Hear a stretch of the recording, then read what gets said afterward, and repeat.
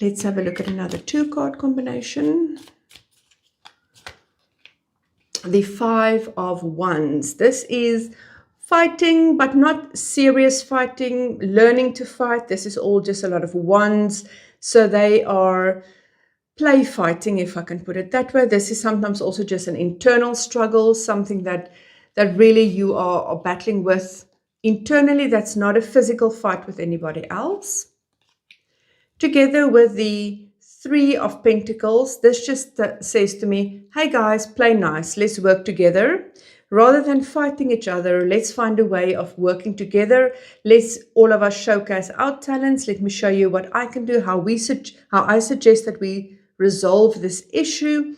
Rather than being childish and fighting about something, let's be adults and discuss it and see how we can come to a conclusion where all of us can work together. Let's have a compromise.